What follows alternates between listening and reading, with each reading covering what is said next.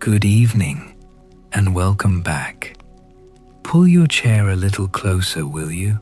Whether you are listening from a city that never stops humming, or from somewhere quieter, a kitchen with the radio off, a car parked outside a house you haven't yet decided to walk into, I am glad you are here. Drop a comment if you want. Tell me where in the world you are sitting, what the sky looks like through your window right now. We have time.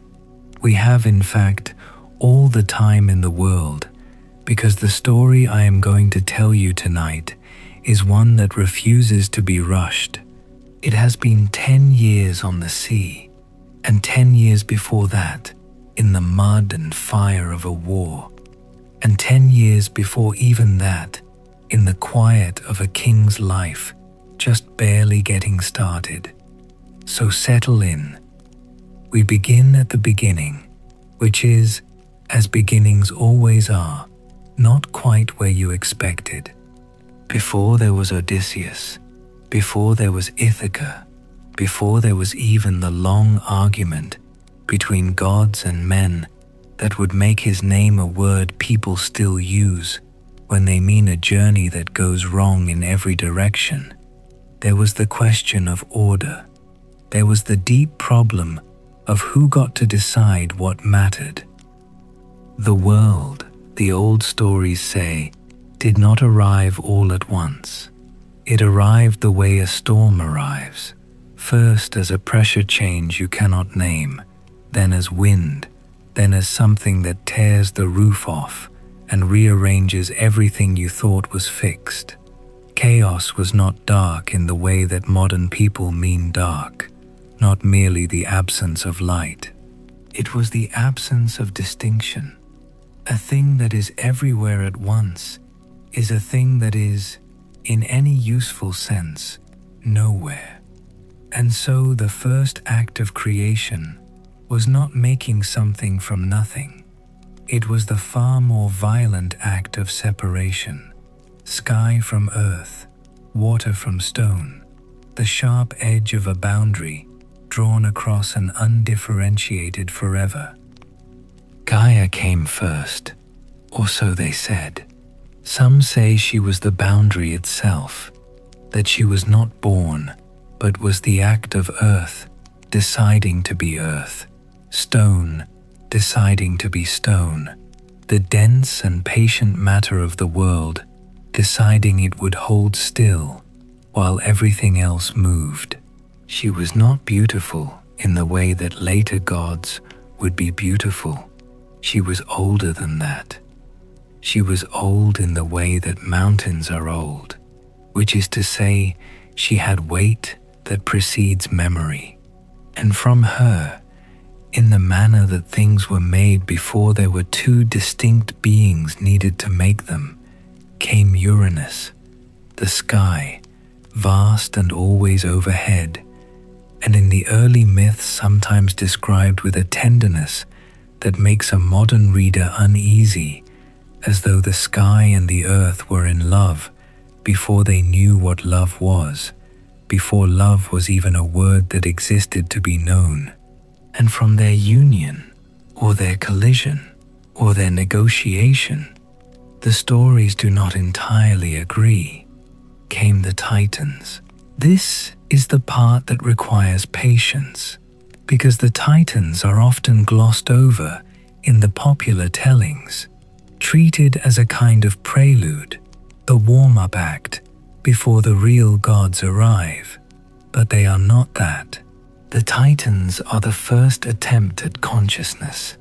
They are enormous and old and magnificent in the way that things are magnificent when they have not yet learned to be anything other than what they are. Oceanus, who was the river that circled the world. Hyperion, who held light in his hands before anyone had decided what to do with it. Mnemosyne, who was memory itself. And this matters. It matters tremendously for the story we are telling, because the woman who was memory would one day produce the Muses, and the Muses would be the ones who allowed the story of Odysseus to survive, which means that memory did not just record the past, it manufactured the future, though it would take a very long time before anyone understood this. There were 12 of them, the principal titans, 6 brothers and 6 sisters, and the lists vary slightly by source, which is one of the honest things about mythology. Nobody's roster matches exactly, because the stories came from many places and many mouths, and each mouth had its own loyalty to certain versions over others.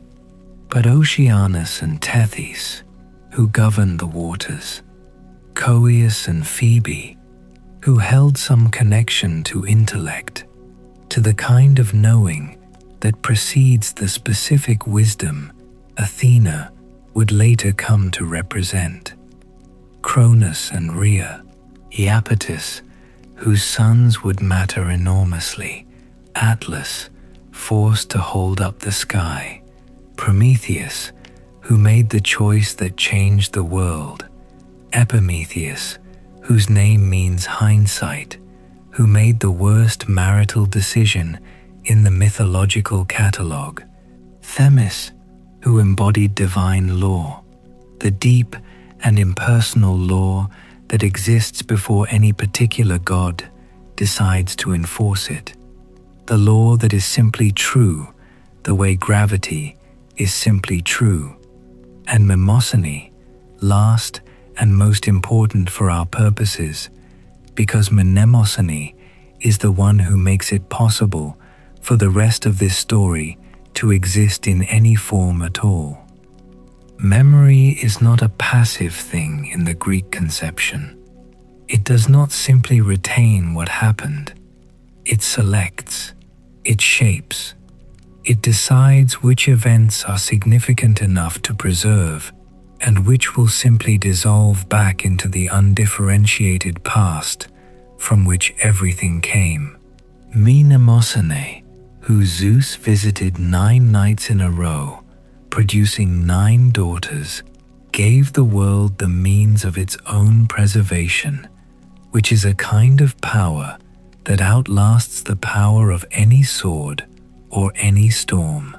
The Muses sang at the feasts of the gods, sang the stories of the cosmos into forms that could be repeated, and the stories that could be repeated were the ones that survived, and the stories that survived were the ones that shaped how every subsequent generation understood what it meant to be human, to be mortal, to be caught between the demands of the divine world and the limitations of the flesh. Odysseus will be sung because the Muses permitted it, but the Muses do not sing out of sentimentality.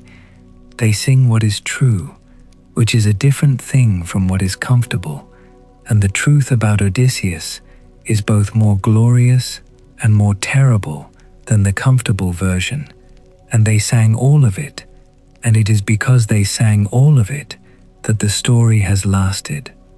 Kronos was the youngest of the Titans, and this matters because in the old myths, youngest sons carry a special kind of weight.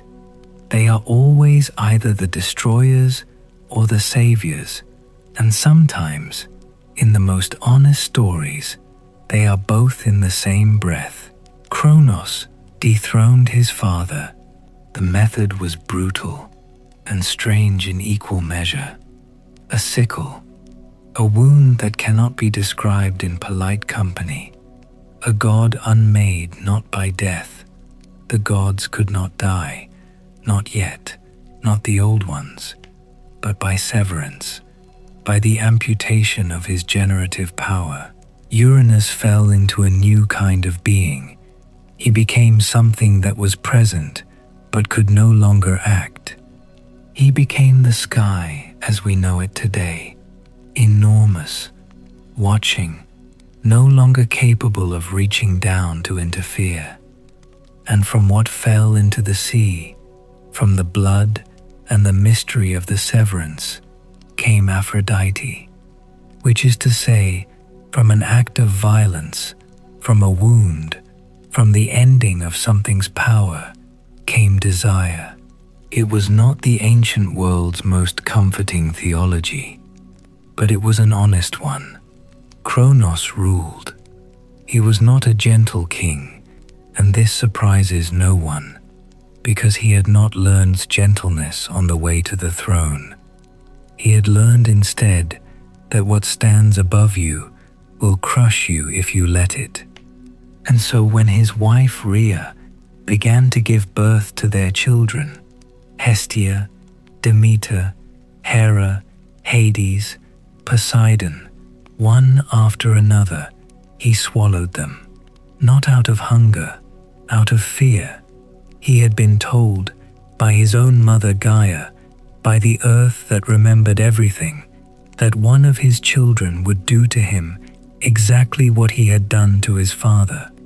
Here is where the pattern first becomes visible.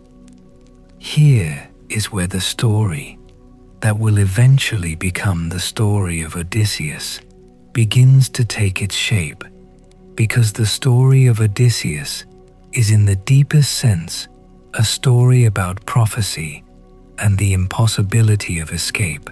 A thing is foretold. The one who fears it tries to prevent it.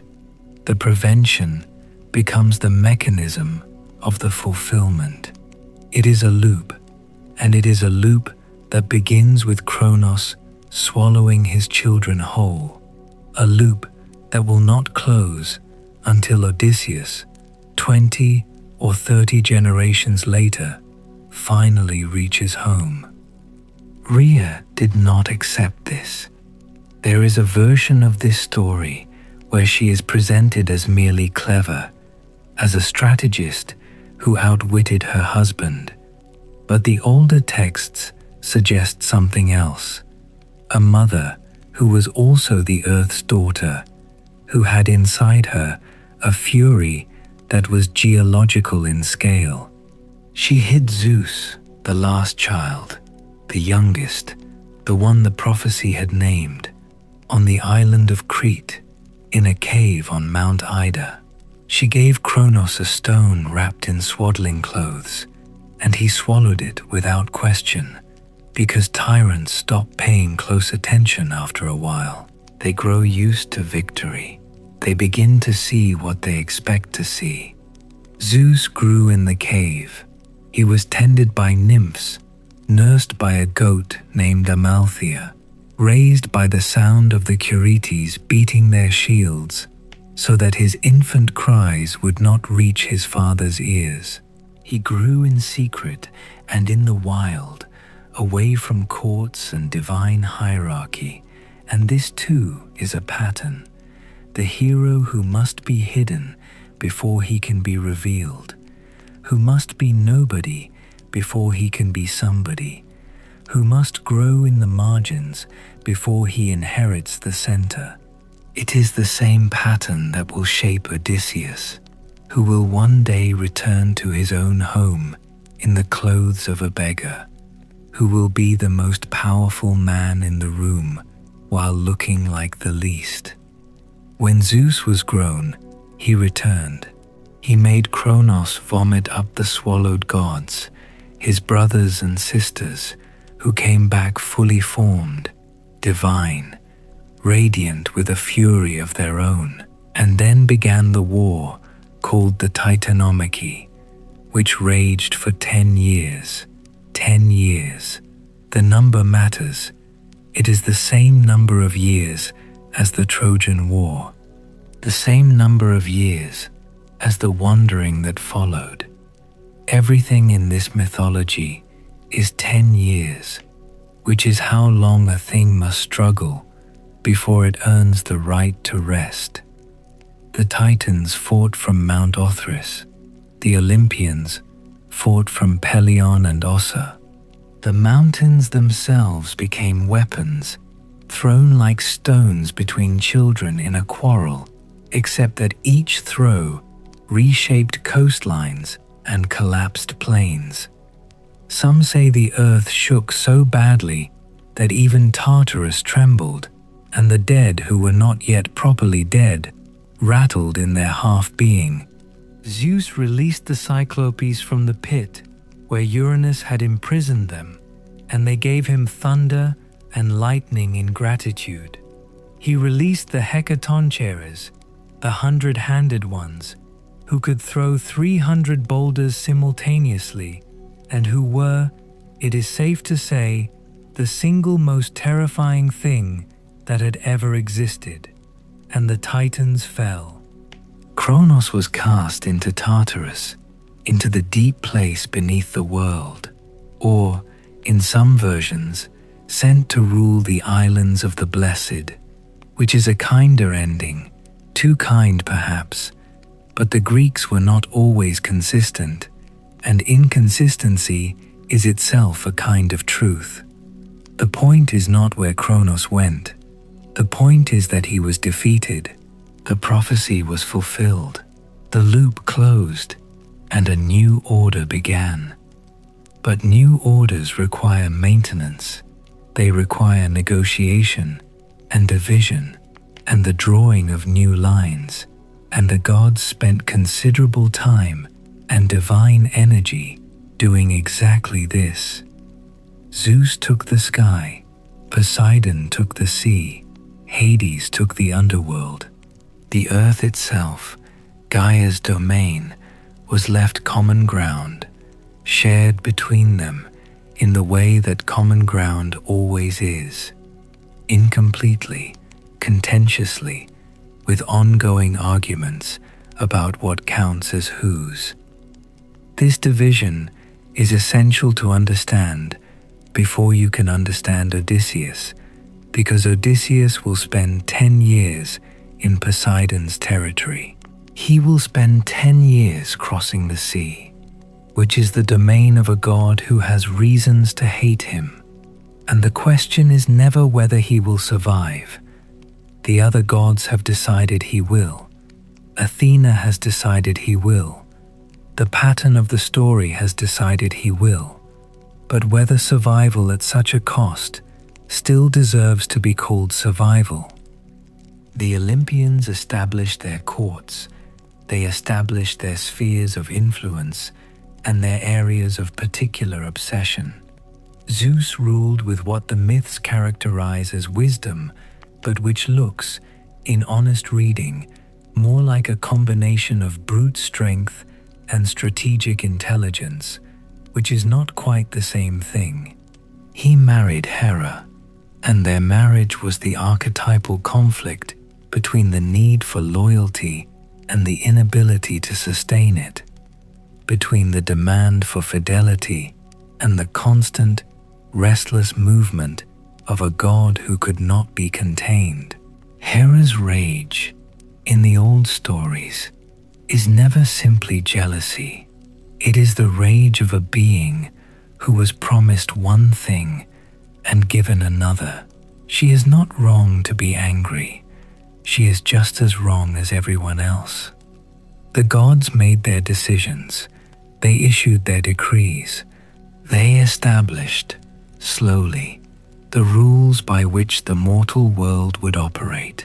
Sacrifice and prayer, the correct manner of burial, the obligations of hospitality that the Greeks called Xenia, and which they treated with a seriousness that is hard to convey to a modern audience. Xenia was not politeness. Xenia was a contract enforced by Zeus himself that bound host and guest in a relationship of mutual protection and respect. You fed the stranger at your door. You housed them. You gave them gifts before they left.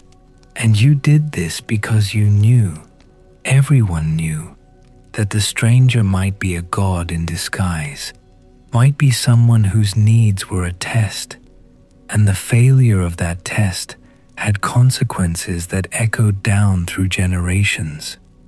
Odysseus will violate Xenia in his fashion. Others will violate it against him in worse fashion. The entire Trojan War begins as a violation of Xenia. Paris, guest in Menelaus's house, seduces and abducts his host's wife. Every catastrophe in the decade that follows can be traced back to that single failure of the sacred obligation. This is not coincidence. This is the mythology, insisting on a point. The rules that hold the world together are not decorative. Break them, and the world breaks with them. There was a woman named Metis. She is not remembered as well as she should be, and I think about that sometimes. The original embodiment of wisdom, of cunning intelligence, the one whose mind worked in ways that no other being's mind worked, and she has become a footnote. Zeus loved her, which in the divine context means he wanted her, which in the divine context sometimes means the same thing, and sometimes absolutely does not. An oracle told him that the child Metis carried would surpass its father in power, and so Zeus, who had learned this trick from his own father, who you would think might have looked at that inheritance and chosen differently, swallowed Metis whole. She continued to think inside him. She continued to work inside him. And eventually, the thinking became a headache, so vast and so profound that Hephaestus had to split Zeus's skull with an axe to release the pressure, and out came Athena, fully formed, fully armored, fully the goddess of wisdom and craft and strategic warfare. She stepped into the world already knowing what she knew. She arrived complete. Athena will matter enormously to what comes next. She will matter to Odysseus, specifically, in a way that she does not quite matter to any other hero, because Odysseus is the mortal who most resembles her, whose mind works in the closest approximation to the way her mind works. And she will recognize this, the way that great teachers sometimes recognize something of themselves in a student and cannot entirely pretend to be neutral about it. But I am getting ahead of the story. There is still the matter of how humans entered the picture, and this too was not simple, not clean, not a gift without its shadow. The stories differ, as they always do when the subject is humans, because humans have always had complicated feelings about their own origin. Some say Prometheus made the first men from clay. Some say they rose from the stones that Deucalion and Pyrrha threw over their shoulders after the flood. Some say they were always here, always present, always struggling in the mud beneath divine attention, and that the gods simply began to notice them at some point and could not stop. What the stories agree on is Prometheus. What they agree on is fire. Prometheus was a titan, which put him on the wrong side of the Titanomachy by bloodline, but he had the wit to fight with Zeus, to see which way the war was going, and to make the correct strategic choice. This did not, in the end, protect him as much as he might have hoped. He was clever enough to choose the right side, and not clever enough to know that choosing the right side does not make you safe. It only makes you useful, and useful and safe are very different things. He loved humanity. This is the part that is hardest to explain in modern terms, because Prometheus's love for humans was not sentimental. It was not the love of a parent for a child, or of an artist for a creation. It was something more like the love of a principle for its application, the love that a mathematician has for an elegant proof. Humans were fragile and finite and magnificent precisely because of that fragility, and Prometheus found in them something that the immortal gods, cushioned by their immortality, their endless time, their inability to truly lose, could not produce in themselves: the quality of effort made in the knowledge that it will end. There is a reason that the gods' relationship to heroism is always at one remove. The gods cannot be heroic in the way that mortals can, because heroism requires the genuine possibility of failure, and the genuine possibility of failure requires the genuine possibility of death. When Heracles accomplished his labors, the meaning of those accomplishments was inseparable from the fact that Heracles could have died doing them, that the lion could have killed him, that the Hydra's poison could have taken him. The gods watched from above and were, in a sense that they could not have admitted without embarrassment, envious of what their mortality made possible for mortals. Prometheus saw this. It was part of what he loved. He stole fire from the forge of Hephaestus, or from the chariot of Helios, depending on which account you trust, and he carried it in a hollow fennel stalk. The fennel stalk is a specific and odd detail that has attracted the attention of commentators for thousands of years. It is the kind of detail that feels too strange to be invented. It is possible that it refers to an actual early method of carrying embers, that before metal containers existed, people preserved fire in the pith of large stalked plants. It is also possible that it is a metaphor for something, the idea that the most transformative thing in the world, the thing that would change everything about how humans lived, was carried concealed, hidden in the most ordinary-looking container, indistinguishable from a plant any shepherd might be carrying to pasture.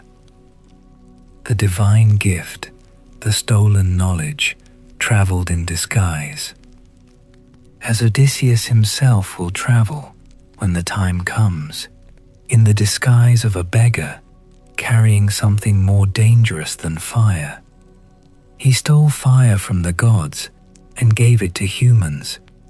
Zeus had withheld it, had decided, for reasons that had more to do with control than with any genuine concern for cosmic order, that fire was not meant for mortal hands. Prometheus stole it anyway.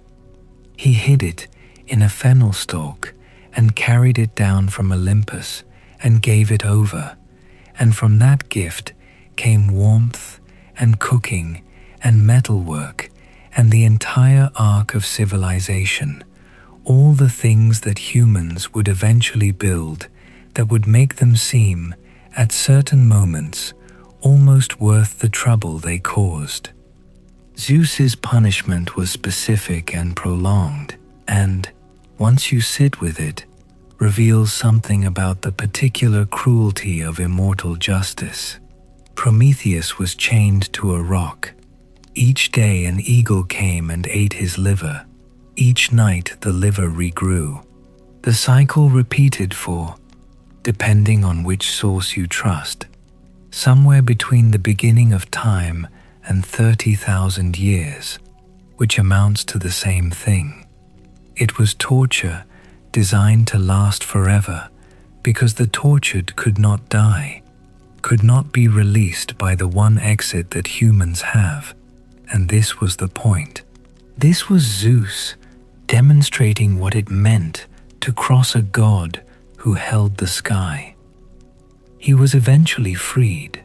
Heracles freed him, which is another story, but the shape of the story matters.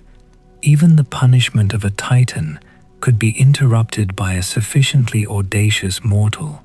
Even the decrees of Zeus could be navigated by someone willing to walk far enough and strike hard enough and refuse to be intimidated by the scale of the thing they were trying to undo. Odysseus will need to remember this. Pandora came alongside the punishment of Prometheus, or shortly after it, a second punishment targeted at humanity itself, gift-wrapped in the shape of a woman who was given beauty and intelligence and every grace by every god on Olympus, and then given a jar, a great ceramic jar, not a box. The box came from a translation error that stuck, and told not to open it. Zeus's logic, if it can be called logic, was that humanity had accepted stolen fire and therefore deserved a gift-wrapped catastrophe. Pandora opened the jar. Out came every evil, disease and sorrow, and envy and spite, and the long patient griefs that make up a human life. What remained at the bottom, what did not escape, was hope. Whether this was a mercy or the cruelest part of the whole arrangement, to be left with hope in a world now full of reasons to abandon it, the stories leave for you to decide. And now the world had humans in it, fully and irrevocably, and the question became what to do with them.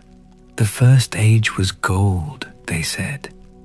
The first humans were as close to divine as humans could be, living without labor, without sickness, without the grinding anxiety of a life that runs out. They did not die, they faded, gently, the way afternoon fades, and became the guardian spirits of the earth. The Silver Age followed, less good.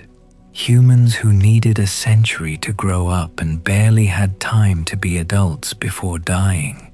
Humans who could not stop fighting each other, who neglected the gods, who Zeus destroyed in his irritation. The Bronze Age came next, harder, fiercer, obsessed with war. Men forged from ash trees, men who killed each other with bronze and went down to Hades without names. Then a Fourth Age, the Age of Heroes, an interruption of the pattern, a time of demigods and great deeds, of Troy and Thebes, and all the famous labors and voyages and quests. And then the Fifth Age, the current one, the one we occupy, the Iron Age, an age of unceasing labor and sorrow and occasional brightness, an age in which justice and kindness visit the world only briefly and without explanation before departing again. Odysseus belongs to the Fourth Age, the Age of Heroes, but the Fourth Age is always already becoming the Fifth. The war at Troy is both the apex of the heroic age and the beginning of its end, and Odysseus is the particular hero who understands this, who can feel the world shifting under his feet even as he moves through it, who knows, with the part of the mind that knows things without being able to explain how it knows them, that the age he was born into will not be the age he dies in. This, too, is why the gods refused to let him die easily. His birth was not ordinary, though it looked ordinary enough from the outside.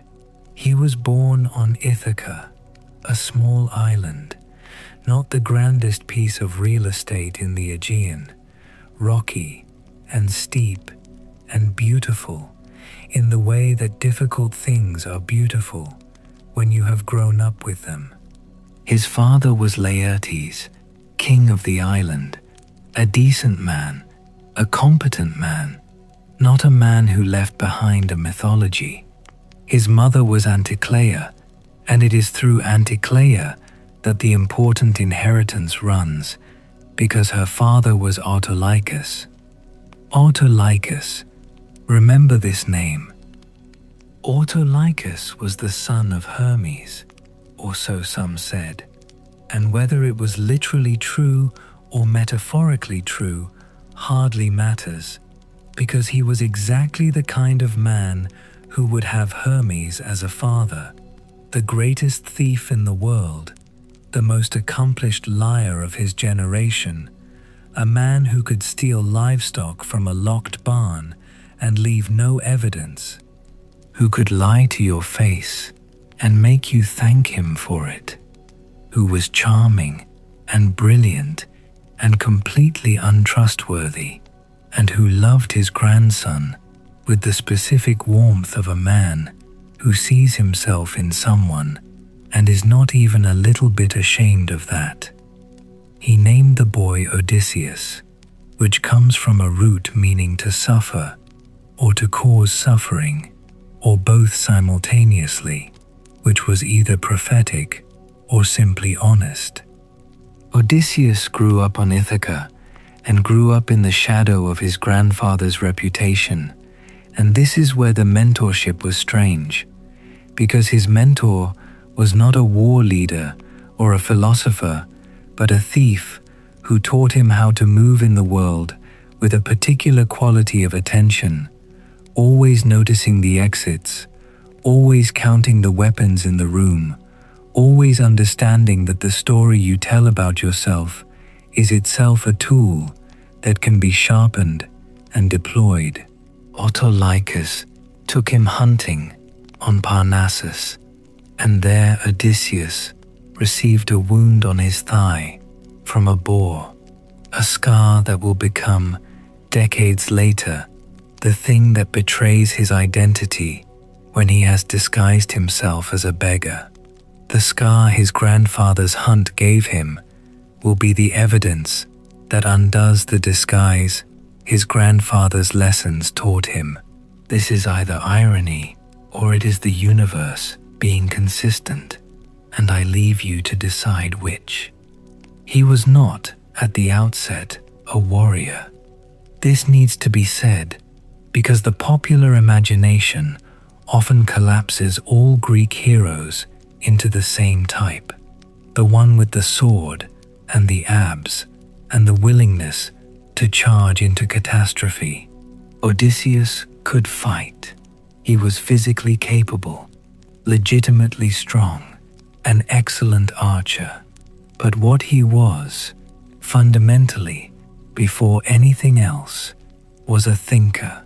He was a man who wanted to know how things worked.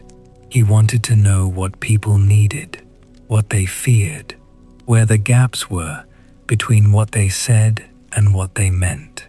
He was interested in the texture of reality in a way that most heroes found slightly uncomfortable, because most heroes had found a way of relating to the world that did not require that much examination. This quality had a name in Greek, Metis, the same name as the Titaness Zeus had swallowed, the embodiment of cunning intelligence, of practical wisdom, of the capacity to see the thing behind the thing and the path around the obstacle rather than through it. When Zeus swallowed Metis, he did not destroy her quality, he absorbed it, and it manifested again in Athena, and Athena recognized it in Odysseus, the way that a characteristic recognizes itself in a new host. This is why she protected him, not out of sentiment, but out of something closer to intellectual kinship. Meti is not a comfortable quality. It is not the quality that makes you easy to be around, that makes you the man everyone instinctively trusts and follows. It makes you useful in the way that a complicated tool is useful, essential when the situation requires exactly what you can do, slightly alarming when you are not needed, never quite transparent, never quite predictable. The other Greek heroes felt this about Odysseus throughout the Trojan War. They called on him constantly and slightly resented him constantly, which is the specific social position of the person in any group who solves the problems that cannot be solved by the methods everyone else is good at. He grew up knowing he was different in this way. Autolycus taught him the shape of it, gave it context, gave it a lineage. But Ithaca itself taught him something that no teacher could have given him: the understanding that being a king of a small island was not a consolation prize for those who could not be kings of larger kingdoms. It was a specific art. It required knowing the names of the people on the southern shore and the complaints of the shepherd who had been using the eastern pasture for 3 generations, and the family that had a grievance about water rights that went back before his father's time. Being the right kind of king for Ithaca required exactly the quality of attention that most heroic culture dismissed as small. He was the ruler of a small place, and he took it seriously, and he was good at it. And this is the thing that 20 years of absence would threaten to take from him, the thing he was always trying to get back to, not just the island, but the specific practice of knowing it. The scar on his thigh healed, and he carried it. He carried it the way young men carry their first serious injuries, with a mixture of pride and the private knowledge of how much it had hurt, and how afraid he had been, and how he had not shown the fear. He was 12 or 13 when the boar found him on Parnassus. He was already the kind of boy who could organize his face while his leg bled. He would have a long life in which to practice this. He went to Sparta early on as part of a diplomatic mission and saw Helen. Everyone saw Helen.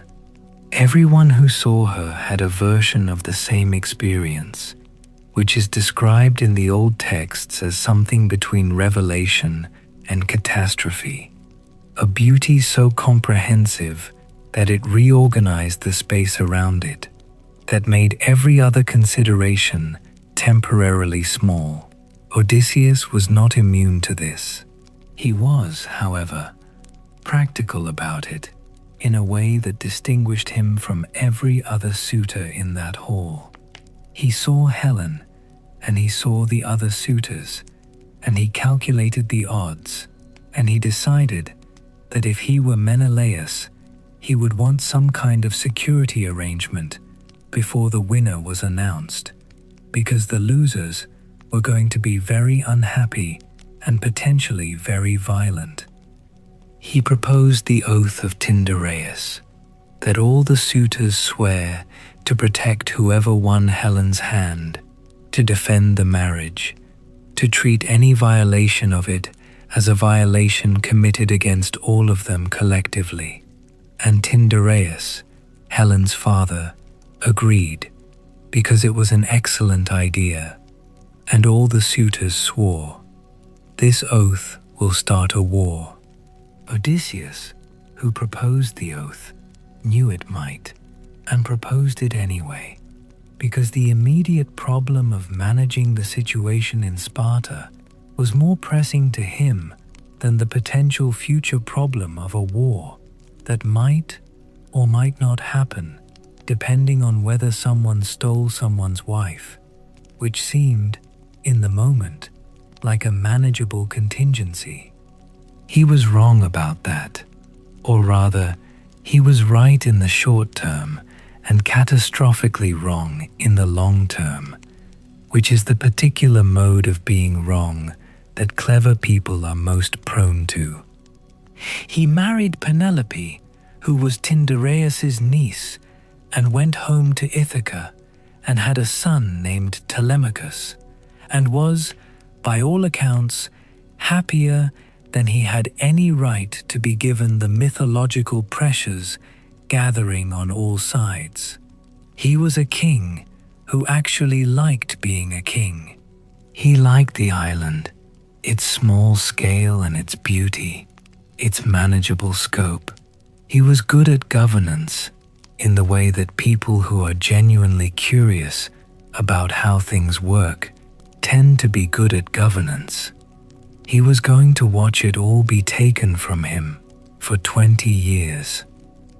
When the summons came, when the oath of Tyndareus was invoked, when it became clear that Paris had done exactly what Odysseus had planned for, and that Menelaus was calling in the debt, that all the suitors turned kings were expected to sail for Troy, Odysseus tried to evade it. There are different accounts of how he tried, but the most famous is that he feigned madness. He yoked an ox and a donkey together, mismatched in pace and strength, the classic sign of a disordered mind, and began plowing a field and sowing it with salt. He put on the costume of a man whose mind had broken.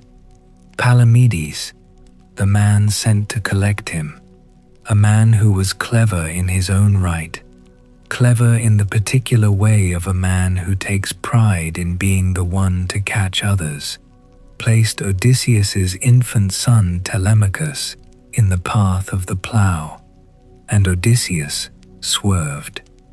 He swerved because he was a father, and whatever calculation his mind was running, his body made a different calculation faster. The plowing stopped. The madness was exposed. He was collected. He would remember Palamedes. He would remember for a very long time. He sailed with the Greeks to Troy. And here I need to be careful about scale, because Troy is vast, vaster than a single story can hold. And our story is specifically about Odysseus, about the man the gods refused to let die. And if I follow every thread of the Trojan War the way it deserves to be followed, we will be here until the sun comes up, and the story of the return will not get told. So I will be selective, and I will be honest about being selective, which is the only defensible way to be selective. Let me collect the thread. Odysseus at Troy was indispensable. This is the word that keeps appearing in the various accounts, and what it means in practice is that the Greeks kept running into problems that could not be solved by the kind of valor that most of them were good at, and Odysseus was the one they sent when the solution required a different kind of competence. He went to convince Achilles to come. Achilles' mother Thetis, a sea nymph with prophetic knowledge, had disguised her son among the women of the court of King Lycomedes on the island of Skyros, knowing that if he went to Troy, he would die, knowing the prophecy, trying to prevent it in the classic futile manner. Odysseus came with gifts, with fine things for the ladies of the court, and among the fine things he included weapons, and one girl's hand reached immediately for the sword, and that was Achilles, revealed. Odysseus brought him to Troy. He went to bring Philoctetes back when the wound on his foot had sent him into isolation on Lemnos, and the prophecy said the Greeks could not win without him. He went to steal the Palladium, the sacred statue of Athena, from within Troy's walls, because another prophecy required it. He entered the city at night with Diomedes, moved through enemy territory in darkness, accomplished what needed to be accomplished, and came back. He was good at this, at the secret movement, at the operation that required you to be invisible first and effective second. And then there was Palamedes. Palamedes was clever. Palamedes had invented the alphabet, some said, or at least several letters of it. He had invented counting and measuring and the arrangement of sentinels. He was a genuine intellectual contribution to the Greek effort at Troy, and Odysseus hated him with a specific, cold, patient hatred that had been accumulating since the day on Ithaca when Palamedes had put Telemachus in front of the plow. Whether Palamedes had done anything wrong at Troy is a matter the ancient sources disagree on, with some suggesting he had committed treason and others suggesting that Odysseus fabricated the evidence with a forged letter and planted gold, and that the Greeks, persuaded of his guilt, stoned Palamedes to death. His father Nauplius never forgave them. He would, in the years to come, actively work to destroy the Greek heroes who returned home, sending false signals that wrecked ships, spreading lies that destroyed marriages. The death of Palamedes, however it happened, and I am honestly not certain I know, and I'm not sure the certainty is available even in the fullest sources, sent a ripple forward in time that would eventually lap against Odysseus's own shore. The war lasted 10 years. 10 years of mud and brilliance and horror and boredom, and the specific madness that comes from proximity to death without the release of it. Men grew old in the shadow of Troy's walls. Men died in ways that were sometimes glorious and sometimes simply terrible, and sometimes both at once, which was perhaps the most honest thing the Iliad ever managed to say. 10 years on the plains of Ilium, within sight of the walls that would not fall. The walls were extraordinary, built in some versions by Apollo and Poseidon themselves, which created a theological problem when the Greeks eventually breached them with a trick, implying either that the gods who built them had not built them very well, or that the gods who were now on the Greek side were more powerful than the ones who had been on the Trojan side, which is also not entirely comfortable. Troy was real, in a way that the myths sometimes are not.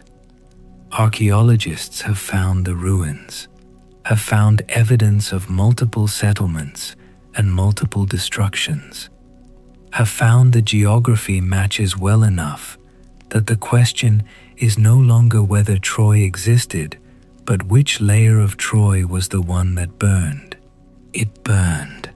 Something happened there, and the war, whatever its actual causes and duration, left deep enough marks on the Greek cultural memory that it organized everything else. Odysseus's particular contribution to the 10 years was steady and unglamorous. He gave speeches, he negotiated, he solved the problems that arose when two men who were supposed to be on the same side came close enough to killing each other that someone had to intervene with words rather than weapons. He fetched what was needed when what was needed required going somewhere dangerous and coming back with it. He was sent because he was the most reliable person to send, which is not the same as being the most celebrated. He gave the speech that kept the army from sailing home in the second year. This is an under-discussed moment. The Greeks had been at Troy only a short time when Agamemnon, either as a test of morale or out of genuine despair, the sources differ, announced that the enterprise seemed hopeless and they should return to Greece. And the men, exhausted, homesick, not yet having developed the investment in the war, that would eventually make the idea of leaving feel like abandonment, ran for the ships. They actually ran. Thousands of men surging toward the beach, and Odysseus moved. He moved faster than they did, collecting Agamemnon's scepter, and he went among them, and he used words the way other men used weapons, and he turned them around. He sent them back to the assembly. A man named Thersites, ugly, ungainly, the only explicitly low-born man in the entire Iliad, a man who said what everyone was thinking and was despised for it, made the same argument Odysseus had made to himself while walking to the ships, and Odysseus beat him with the scepter, and the army laughed. It is not a comfortable moment either. The beating of the ugly dissenter by the smooth and well-born commander. It is one of those moments where you see the epic tradition's biases sitting out in the open, unashamed. Achilles died. He died because Paris shot him in the heel. The one place Thetis had not managed to harden. The one failure in her attempt to make him invulnerable. A failure that the very nature of the attempt had guaranteed, because you cannot hold a child in the river Styx without holding them at some point, without there being the hand that holds them and the heel that the hand holds. Ajax went mad and killed himself. Agamemnon lived, and this was in its way a worse outcome than dying, because he was going home to a wife who had been planning his murder for 10 years and who had reasons for it that the mythology does not dismiss. The wooden horse. Everyone knows the wooden horse. Odysseus proposed it. Some say Athena gave him the idea and he took it. Some say it came from him entirely, from that part of his mind that was always looking at a problem from the angle that no one else had thought to look from. A wooden horse, large enough to hold men inside it, left on the beach with the Greek fleet apparently retreated. A spy left behind, Sinon, who may have been a genuine volunteer, or may have been a man Odysseus manipulated into an assignment that was essentially a suicide mission, depending on how things went, to tell the Trojans a story about why the horse was sacred, why it should be brought inside the walls. Cassandra said not to. Cassandra always said not to. She had the gift of true prophecy and the curse that no one believed her, a curse given by Apollo when she refused his advances, which means that the entire architecture of the Trojan War's final disaster was built in part on the vindictiveness of a god who had been rejected by a mortal woman and could not manage his feelings about it. She said the horse was a trick. She said it should be burned. The Trojans brought it inside anyway. At night, when Troy slept, the men inside the horse emerged. They opened the gates. The fleet had not retreated. It had merely repositioned. Troy burned. What was done in Troy that night?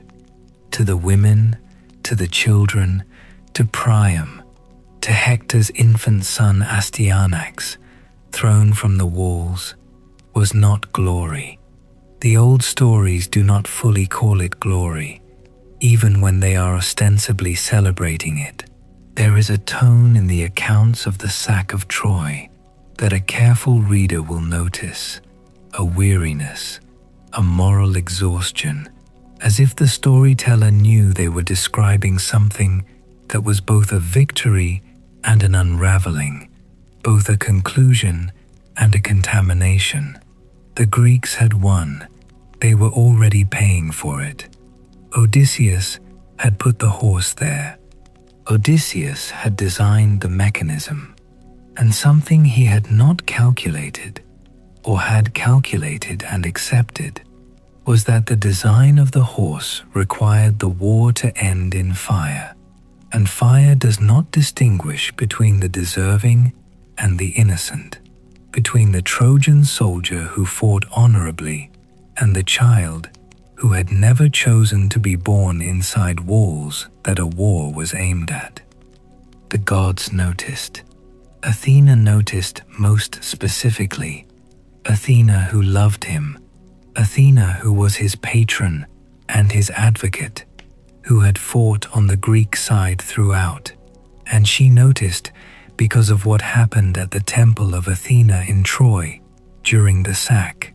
Ajax the Lesser dragged Cassandra from Athena's sanctuary and assaulted her there, in the goddess's own house, and the Greeks, for the most part, did nothing, did not punish him. Odysseus, who had the authority and the influence, did not push hard enough for punishment. Whether this was a strategic calculation, or a moral failure, or a moment of exhaustion after 10 years of war, the stories do not fully say, and I find that the not saying is itself the answer. Athena turned against the Greeks. She turned against them collectively, or at least turned toward indifference when the sea storms came, and the sea storms that came were Poseidon's doing. Poseidon who had a grievance, Poseidon who would not let Odysseus cross his domain without cost. And so the journeys home, the nostos, the great homecomings, became for most of the Greek leaders something between difficult and catastrophic. And for Odysseus, the nostos became the story. He left Troy with 12 ships. He would arrive in Ithaca alone, on a stranger's boat, with nothing. The first stop was the Cicones, a people in Thrace who were allies of Troy. Odysseus sacked their city, which was perhaps within the logic of war, but then his men refused to leave. They wanted to feast on the beach. They wanted to enjoy the victory. And Odysseus, this is important, this small failure of authority, could not make them move.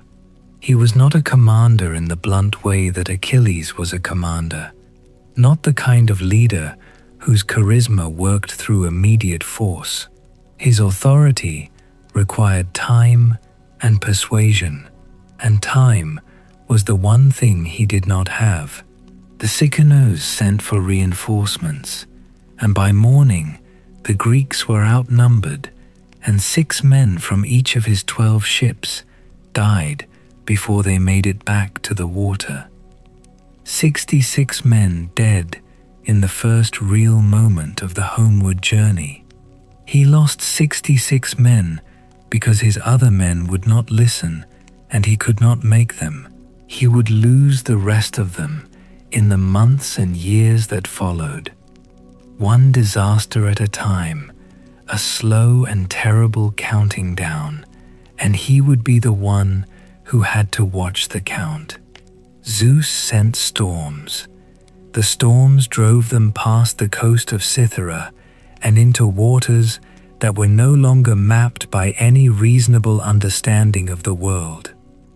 The Lotus Eaters, a people who gave his scouts a flower that tasted of forgetting, that made the future seem both unnecessary and impossible, that made the present moment, eating, and the soft, comfortable loss of everything that made you a person with obligations seem like the only real thing.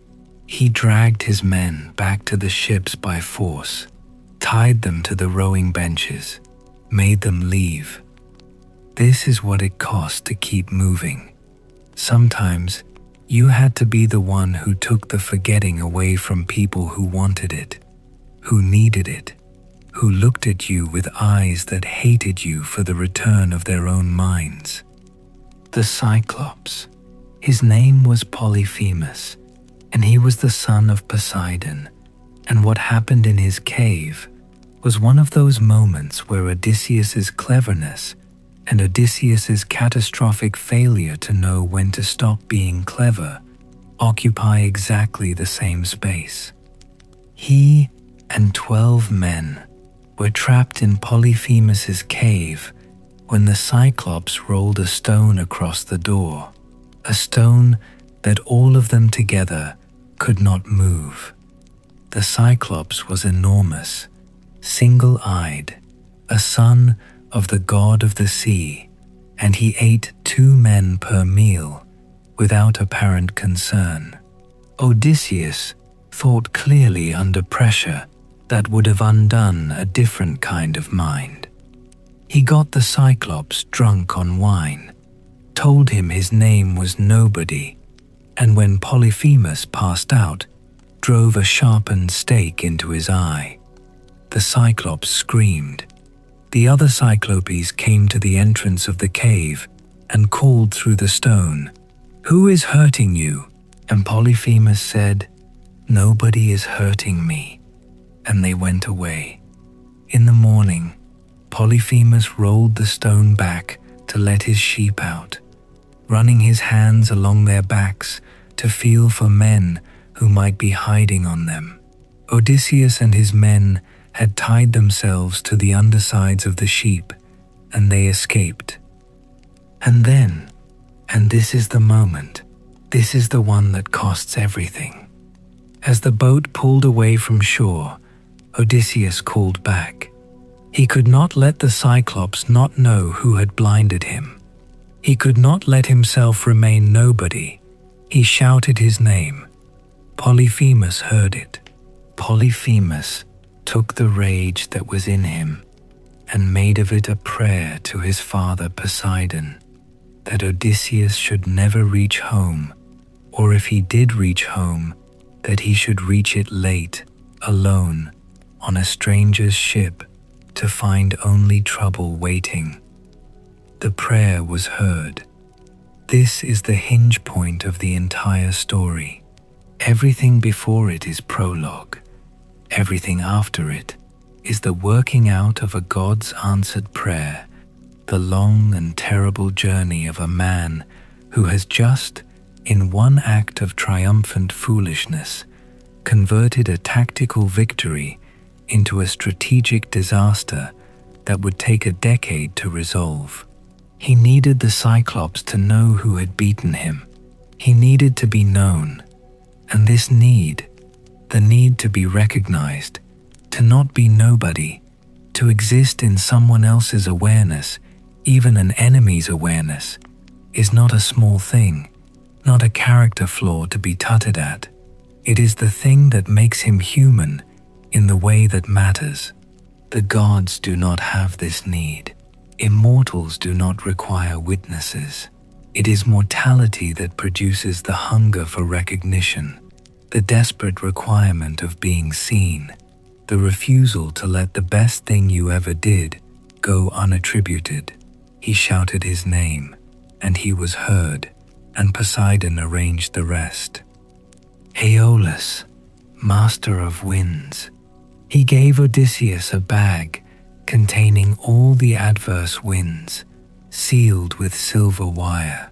His men were almost home, almost to Ithaca, close enough to see the fires on the shore, when Odysseus finally fell asleep from exhaustion.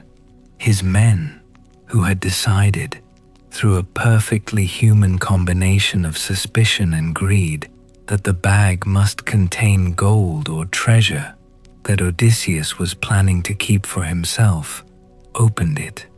The winds howled out. The ships were blown back to where they had come from. He had been there. He had been home. He had almost made it. Circe, a sorceress on an island, daughter of Helios, who turned his men into pigs with a tap of her wand and an expert-made brew. Odysseus was warned by Hermes, who gave him an herb called moly that counteracted the magic, and so when he drank Circe's potion and she struck him with her wand, he did not transform. He drew his sword, and Circe, recognizing in him someone who could not be reduced to animal form, who remained himself even when the forces arranged to unmake him were applied, made a different calculation. She reversed the transformation. She invited him to stay. He stayed for a year. Some accounts are disapproving of this. A year, when his men wanted to go home, when Ithaca waited, when Penelope, who by now was clearly managing things alone, managing everything alone, doing the invisible extraordinary labor of holding a kingdom together without a king, was still waiting. He stayed for a year because Circe was interesting, and the bed was comfortable, and the wine was good, and after 10 years of Troy, there is a limit to how quickly any person can reconstitute the will to be in motion again. His men eventually reminded him. They came to him, collectively, formally, and said that it was time, and he agreed. Before they could leave, Circe told him something. He needed to go to the underworld first. He needed to consult the shade of the blind prophet Tiresias, who retained even in death the gift of prophecy, who could tell him what the path home required. He needed to go down before he could go forward. The underworld. This is the part that I find hardest to describe, and I will admit that directly because I think it's the honest thing to do. The geography of the ancient underworld is specific and strange, with its rivers and its judges and its zones of punishment and reward. And it is also not quite a physical place in any way that spatial language adequately captures. It is more like the place where time thickens until it stops, where everything that has ended collects. Odysseus dug a pit and poured offerings into it, honey and milk and wine and barley and the blood of sacrificed animals. And the dead came. They pressed forward, hungry for the blood that could temporarily restore them to something close to speech, to something close to the capacity to give and receive information. He held them back with his sword, letting only Tiresias approach first. Tiresias told him, "Poseidon will make this difficult. But if you can keep your men from touching the cattle of Helios on the island of Thrinacia, there is a path. If you cannot, the ships will be lost, the men will be lost, and you will come home late and alone and in trouble. There is a path." Then the dead pressed in. His mother, Anticlea, was there. She had died while he was gone, died of grief or longing, or the combination of both, that the ancient world understood as a way the body expressed what the heart could no longer contain. He tried 3 times to embrace her, and 3 times his arms closed on empty air, because the dead are shadows, because the dead cannot be held, because one of the facts of loss is that it does not yield to the force of grief. He saw Agamemnon, who was already dead, killed, he told Odysseus, by his wife's lover in his own bath, stabbed while still wearing the robe of celebration, cut down in the moment of his homecoming. The specifics were awful in their precision. The feast prepared, the welcome extended, the robe that tangled his arms. Some say Clytemnestra threw a robe over him as he stepped from the bath, a robe with no neck hole, so his arms were trapped inside it when the blade came. He died, unable to defend himself in his own house, on the day he returned. This is what war and homecoming could become. This is what waited at the end of a journey if you were the wrong kind of man coming back to the wrong kind of arrangement. Agamemnon's bitterness was total, and it was also slightly misapplied, which is the nature of bitterness. It had turned him against women generally when the correct application was more specific. His wife had not murdered him out of some general female treachery, but out of a very particular grief. He had sacrificed their daughter Iphigenia at Aulis to get favorable winds for the fleet. He had killed their child, and Clytemnestra had spent 10 years with that knowledge and her own brand of patience, her own version of the long wait, and she had done what she felt was owed.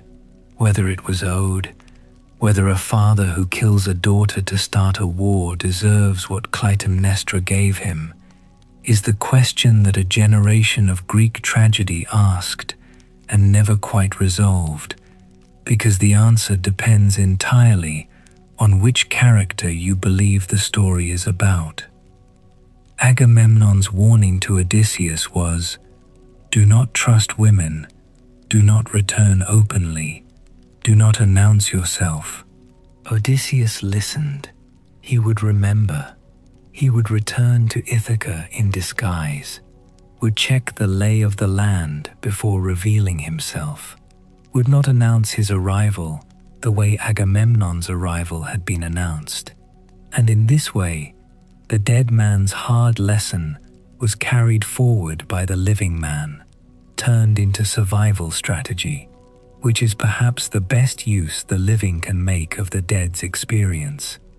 He saw heroes, Minos judging the dead, Orion still hunting in the underworld with the bronze club that had been his weapon in life, Heracles, or his shade. The real Heracles had been deified and was on Olympus, which raises philosophical questions about what exactly was in the underworld, calling itself Heracles and carrying the bow. He saw Tantalus in his famous torment, standing in a pool of water that receded when he bent to drink, beneath branches of fruit that rose when he reached for them. He saw Sisyphus pushing his boulder up the hill, the boulder rolling back at the moment it approached the top, the man turning to go after it, the whole thing beginning again, forever. These are punishments for specific crimes. Tantalus had served his son Pelops as a feast to the gods. Sisyphus had tricked death itself twice, had put Thanatos in chains, had been dragged back from the underworld against his will after convincing his wife not to perform his funeral rites so that he had an excuse to return. They are interesting punishments because they are the crimes made eternal. Tantalus hungered after something he should not have touched and now hungers forever. Sisyphus refused to accept limit and now works forever at the task that demonstrates limit. The punishment and the sin are the same act, repeated without end. Odysseus noticed this. He was a man who noticed things. He saw Achilles, and Achilles surprised him. Achilles in life had chosen the short, glorious existence over the long, unremarkable one, had chosen Troy and death and eternal fame over Phthia and old age and the gradual forgetting that overtakes even good men. And now Achilles in death stood in the underworld and said, "I would rather be the lowest slave in the world above than king among all the dead." He said it without self-pity, without melodrama. He said it as a fact. The heroic choice, chosen with full information, chosen well, was still the wrong one, seen from this angle. Even Achilles, in the underworld, would have chosen different. Odysseus came back up. He came back up through the world toward the light, which is either a metaphor or literally what happened, and maybe both simultaneously. He passed the sirens, who sang from their island, and whose song was not exactly music. It was the promise of knowledge, of complete understanding, of all the mysteries of the world finally explained and resolved. He had his men's ears stopped with wax and had himself tied to the mast because he wanted to hear it and knew that wanting to hear it was itself the danger. He heard the sirens and survived them, which very few living things had ever done. He survived them by being the only man in his fleet who heard them and the only one who couldn't move. Scylla and Charybdis, the narrow passage between the six-headed monster on one cliff and the whirlpool that swallowed the sea twice daily. Circe had told him, "Choose Scylla. You will lose 6 men, 1 per head, but you will keep the ship. If you try to fight Scylla, you will lose the ship and everyone on it." He did not tell his men what he had chosen. He steered the passage and watched Scylla reach down and take 6 of his men. 6 men he had known for 10 years. 6 men who had fought at Troy and crossed the sea and survived everything up to this moment. And they called his name as the heads rose. He steered. He did not turn around. He had calculated that the captain who turns around in a narrow passage loses the ship and all the others. He steered and listened to 6 men call his name and kept his hands on the course. He saw this later in the parts of himself he could not talk about as one of the worst things he had ever done. Not the worst. Not the Cyclops, not Palamedes, but one of them. You can be both right and devastated. This was what he was. The cattle of Helios, the island of Thrinacia. Tiresias had said, "Do not touch them." Circe had said, "Do not touch them." The prophecy was as clear as prophecies get, but the winds kept the ships beached for a month, and the food ran out, and eventually, while Odysseus slept, while he was briefly not watching, briefly not holding everything in place with the force of his intention, his men slaughtered some of the sacred cattle and feasted. He woke to the smell of it. He knew immediately. The gods sent signs. The hides moved, the meat lowed as it cooked. He knew, in the way you know a thing that you have been told is coming, and that you have failed to prevent, that the return home was no longer a question of difficulty. It was now a question of whether there would be a return at all. They sailed. Zeus sent a storm, and then a lightning bolt, and the ship broke apart, and the men drowned, all of them, every last one. And Odysseus clung to wreckage and survived because he was the one the gods had not yet agreed to let go.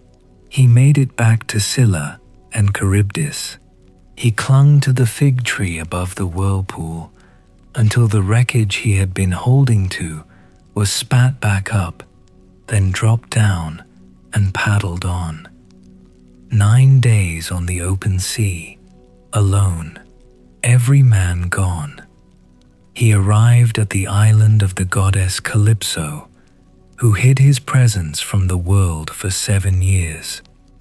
Anyway, 7 years. There is no epic way to describe 7 years. There is no telescoping of time that makes 7 years feel like anything other than what it is.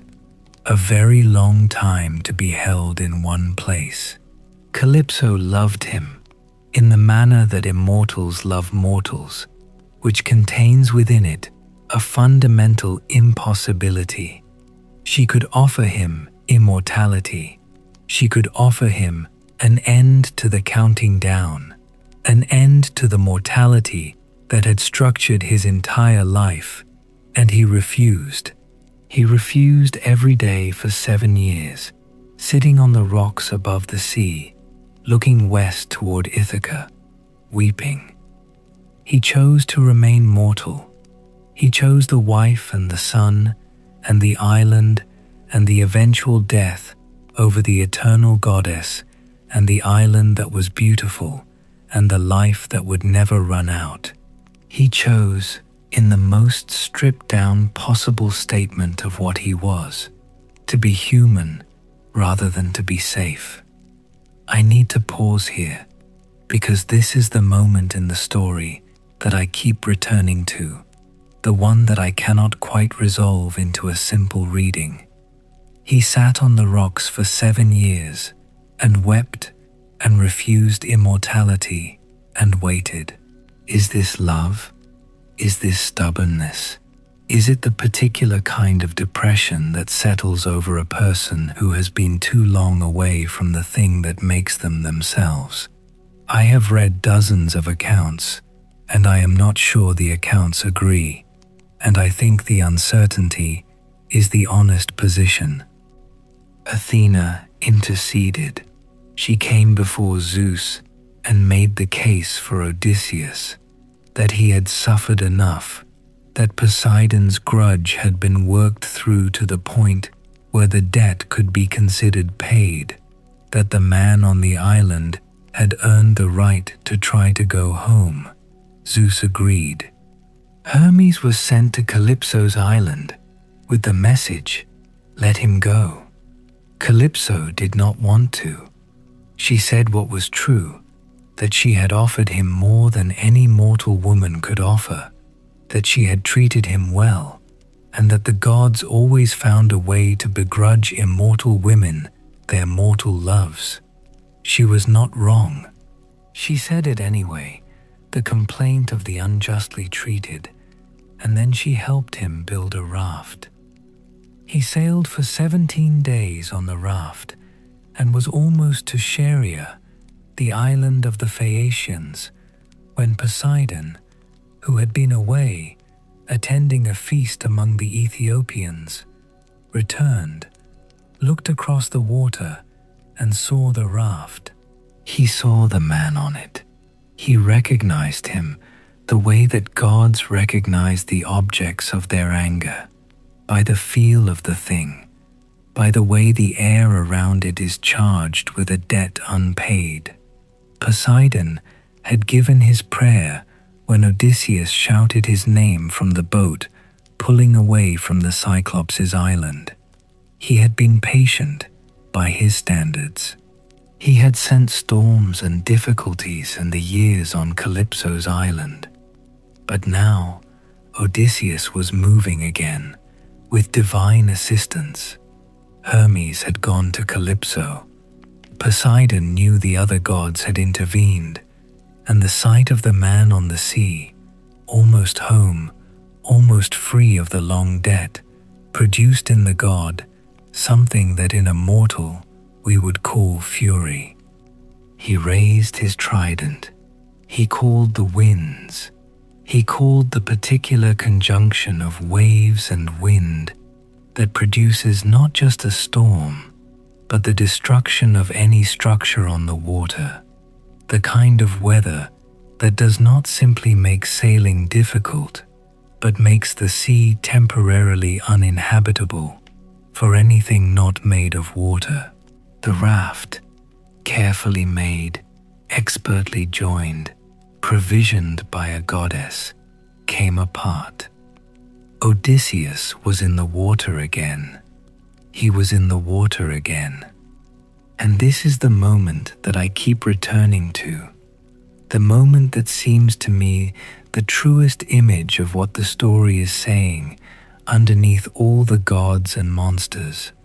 A man in the open ocean, alone, at night, the raft gone, everything gone again, everything that had been given to him by divine intervention and built with his own hands, gone, and he still did not stop.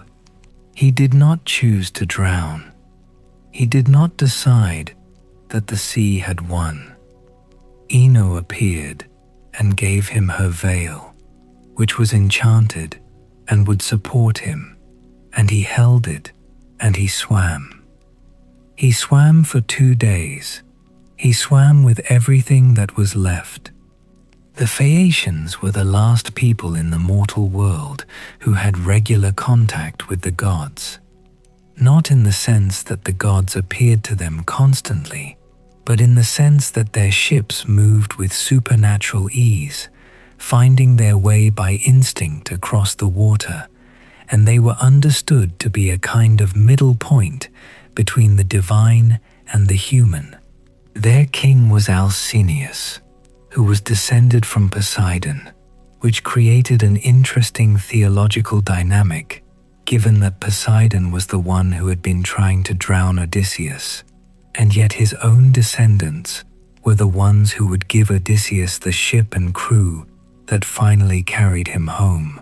The sea god was outvoted, in the end, by his own lineage's sense of obligation to the laws of hospitality.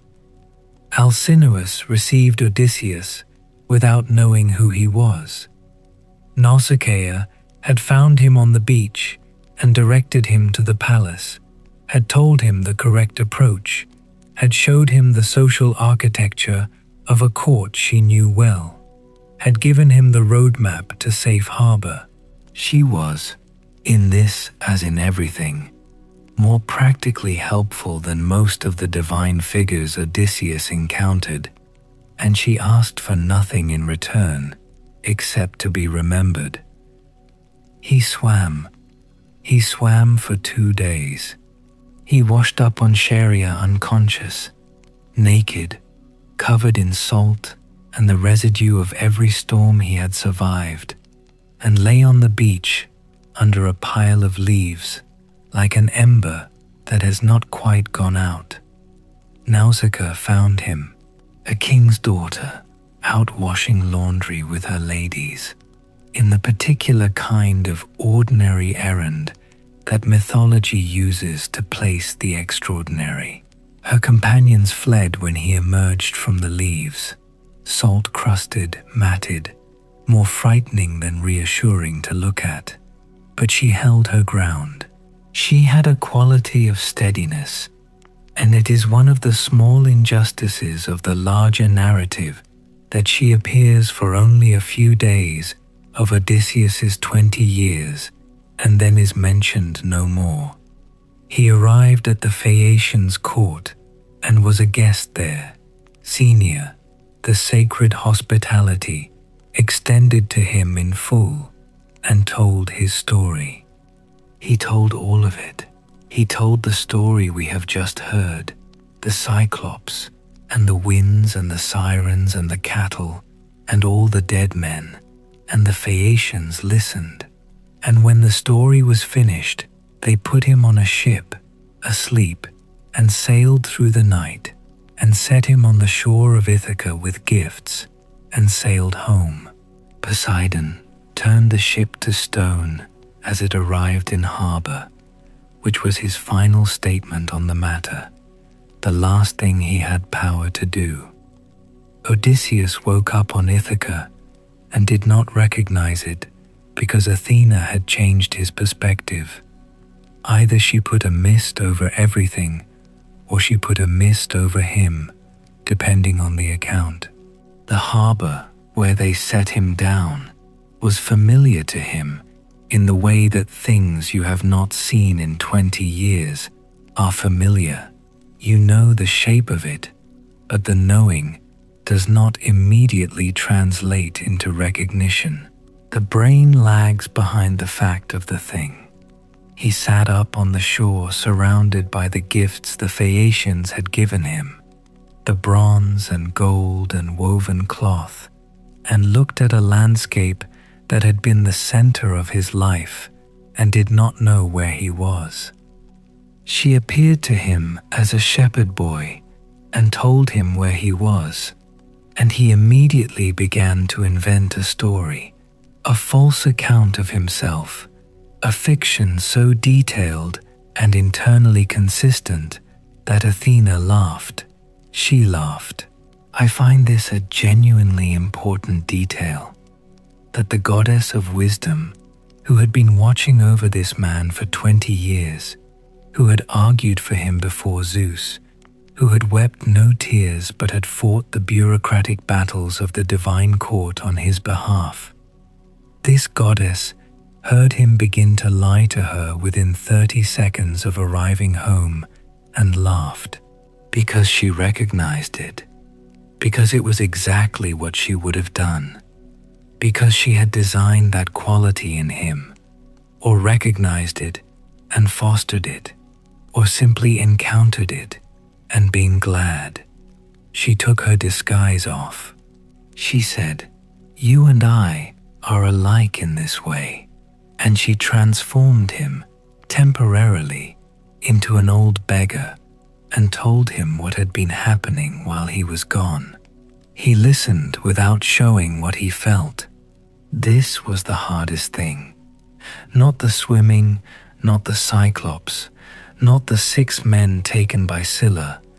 This was the hardest, to hear that his house had been invaded, that his wife was under siege, that his son was in danger, that his father was in a field grieving, and to sit still and receive the information without the face doing what the face wanted to do.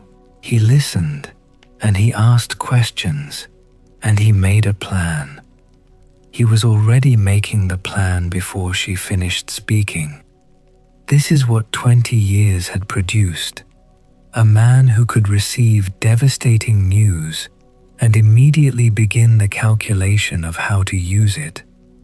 While he was gone, 20 years, Telemachus had grown up without a father and become, in the absence of the father, a kind of absence himself, present on Ithaca, dutiful, but without the authority or the anger that would be needed to deal with what Ithaca had become, and Ithaca had become overrun. But before we talk about what Ithaca had become, I want to stay a moment with Penelope, because the Odyssey is named for Odysseus, and the story of the return is his story in the sense that it follows his movements and his choices, but there is another story running simultaneously, and it is hers, and it is in certain respects more difficult.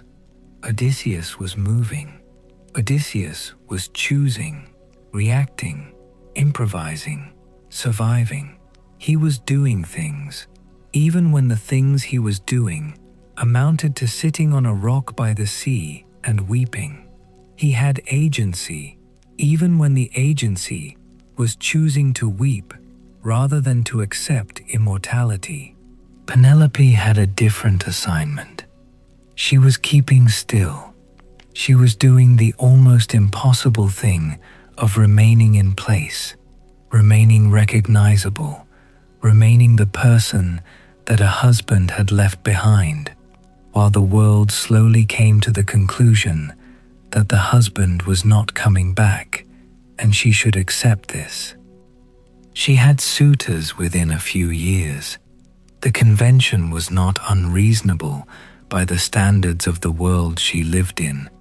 A king was presumed dead if absent long enough, and a queen without a king was a kingdom without a center, and kingdoms without centers attracted the ambitious the way open water attracts thirst.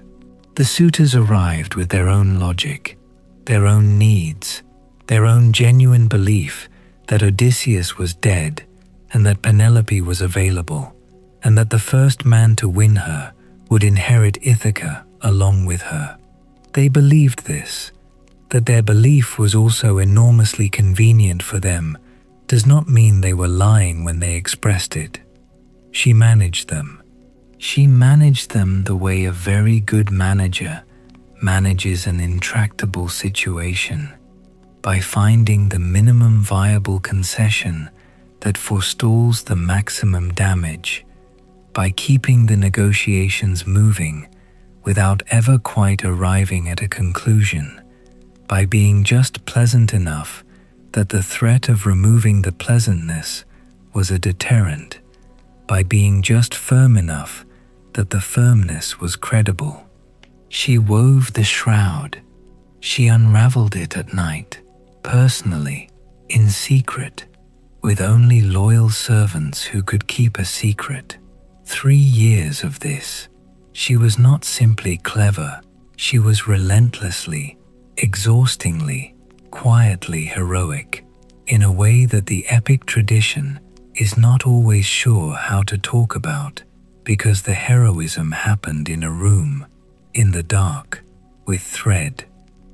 When the ruse of the shroud was exposed, she found other methods. She played them against each other. She delayed.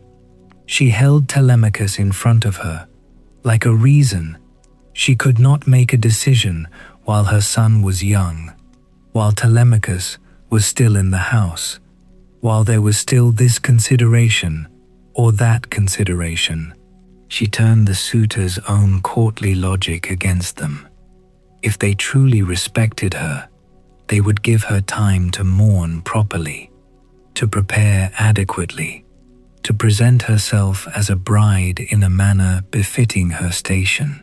And the suitors, who were competing with each other as much as they were courting her, were reluctant to be the first to break the code of the pursuit, reluctant to be seen as the one who had pushed too hard and too soon. 20 years is a long time to manage this. Penelope was not waiting passively. She was performing, constantly, the role of a woman who might eventually relent, and the performance was as demanding as any of Odysseus's disguises, and the cost of breaking character was higher, because if she broke character, she lost everything, and if she held it, she merely survived another day with nothing guaranteed about the next. The suitors, the 100-odd men who had arrived to court Penelope in Odysseus's absence, who had decided after the first few years that he was probably dead, who had been eating his food and drinking his wine and occupying his hall for 3 years or more, who had been pressuring Penelope to choose one of them, to remarry, to end the pretense that there was a king to wait for. They were not all monsters. Some of them were simply opportunistic, simply the product of a world in which power was physical and the absence of a king was a problem that needed solving, and the solution was whoever was strong enough to take the throne. Penelope had managed them with extraordinary skill. She had agreed to choose a husband when she finished weaving a funeral shroud for Laertes, Odysseus's father. She wove by day and unraveled by night, and this continued for 3 years before a servant betrayed her and the ruse was exposed. Now she was stalling by other means, and the suitors were increasingly impatient, and Telemachus was in danger. They were already discussing killing him. He was not the only one waiting. Old Laertes, Odysseus's father, was alive and had withdrawn from the city entirely, living in grief in the country, barely farming, barely present. The nurse Euryclea, who had raised Odysseus from infancy, still lived in the house, and a dog named Argus, who had been a puppy when Odysseus left 20 years ago, who was old now and flea-bitten and lying on a dung heap outside the palace, who had been waiting, in whatever way dogs wait, for 2 decades. Odysseus, in the disguise of a beggar, walked into his own house. The suitors mocked him, insulted him. One of them threw a footstool at him. He endured it. He was gathering information. He was watching how they moved, who stood where, counting the weapons on the walls. And the weapons on the walls were important because he had a plan. He went to see Eumaeus, his old swineherd, who was loyal without knowing his master was present. Loyal in the old Greek way that is harder to perform than any heroics. He met Telemachus, who had just returned from a journey Athena had sent him on, to Pylos and Sparta, to ask after his father, to begin the process of becoming the kind of person who could act when the moment came. Father and son sat together, and Odysseus revealed himself, and they made a plan in the plain, careful way that soldiers make plans when the situation requires clarity above everything. There would be a contest. Penelope, whether she knew it or not, whether Athena had arranged it or she had simply reached the moment when she could not delay any longer, announced a competition. She would marry whichever suitor could string Odysseus's great bow and shoot an arrow through the axe handles, through a row of 12 axe heads, through the rings, the way Odysseus used to do. This was a bow so difficult to string that none of the suitors, despite their strength and their youth and their contempt for the absent king, could manage it. The beggar asked to try. Penelope said yes, and the suitors were furious, and Telemachus sent his mother upstairs.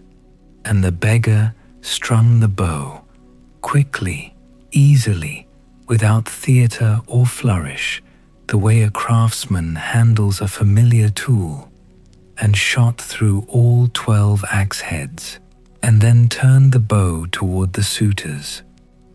The slaughter took time, and it was not clean, and it was not glorious in the way that Homeric battles are sometimes glorious. Telemachus and the loyal servants, and Odysseus, in a hall with the doors locked and the weapons removed, killed all of them. Some of them tried to negotiate. Some of them accused Odysseus of overreaction, of disproportionate revenge. Some of them pointed out, not entirely wrongly, that they had been doing what suitors do, that the situation had been ambiguous, that there were norms being violated here. They were killed anyway. Penelope had been alone for 20 years.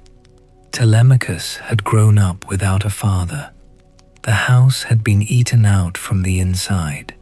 The norms had been violated first. The maids who had slept with the suitors were hanged. This is in the original text, and it is in the part of the original text that a modern reader cannot help but notice, cannot help but feel the full weight of.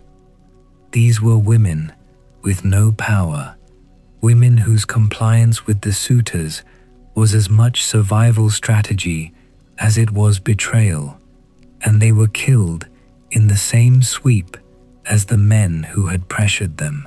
The anachronistic Urperti surfaces here and then retreats, not the place to resolve the ethics. The text won't hold it, and perhaps that's the most honest thing to say. Odysseus went to find Penelope. She was brought down from her chamber, and she sat across from him, and she did not rush into recognition. This matters.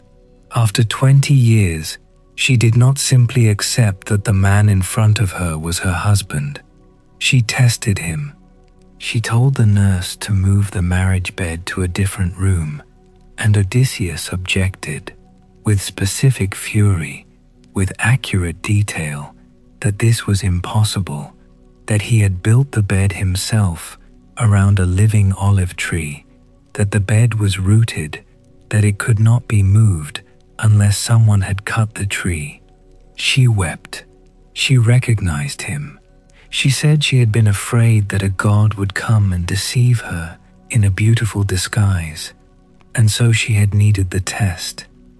He held her, and they both wept, and the imagery of the old text is a ship reaching harbor, is a swimmer reaching shore. And then they talked all night. They talked about everything they had missed. She told him about the suitors, about the years of management and delay and fear. He told her about the wandering, about all of it. They talked until the dawn came, and Athena held the dawn back a little, held the night a little longer, so that they would not run out of time. He went to find his father Laertes in the country. His father did not recognize him. A disguise again, a false name, a fiction, and Odysseus watched his father's grief for a moment that was either cruelty or the need to know the grief was real, and then revealed himself, and Laertes nearly fainted with joy and with the relief of a grief finally ended. The families of the suitors had not, all of them, accepted the killing quietly. Some of them gathered to make war, to avenge their dead. There was a brief armed confrontation that Athena stopped by appearing and declaring that the fighting was done, that the account was settled, that there would now be peace. She did this with the authority of a god who has decided the story is over. The story was over. He was home. He had made it.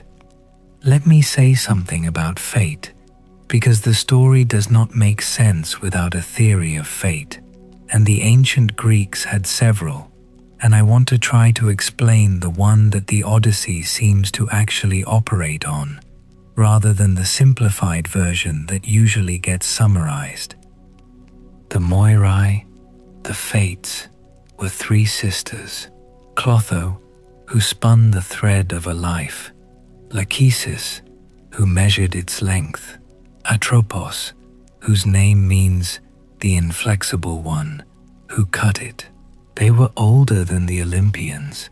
Even Zeus was bound by what they had spun, or so the older traditions insisted, though later traditions tried to bring them within his jurisdiction, tried to make them his daughters or his servants, because a theology in which even the king of the gods has no power over the length of a life is a theology that complicates the worship of the king of the gods considerably.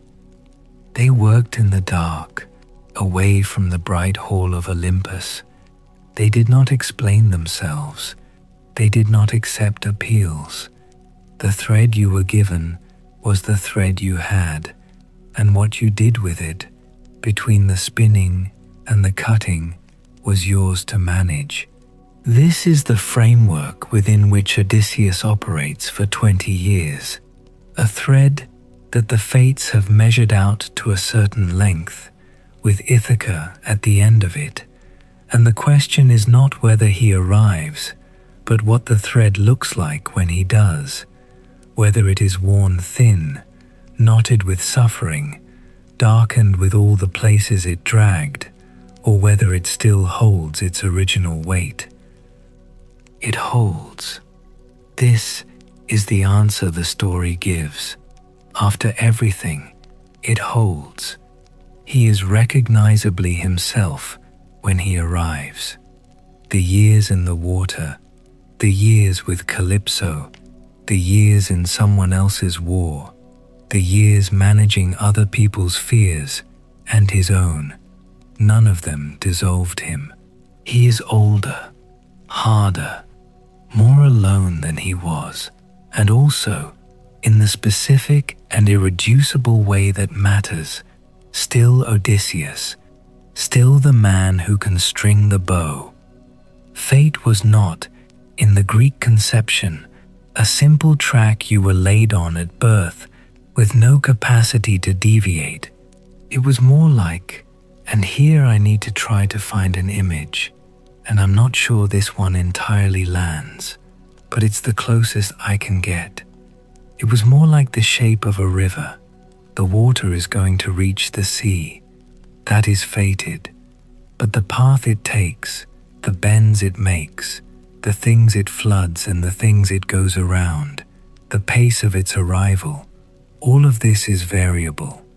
All of this is subject to the decisions made by the water itself, and the decisions made by everything the water encounters.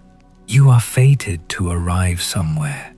You are not fated to arrive quickly, or undamaged, or without having changed the landscape you passed through. Odysseus was fated to return. The prophecy was clear. The gods argued about timing and cost, not about outcome. Athena wanted him back. Poseidon wanted the return to be as difficult and diminishing as possible.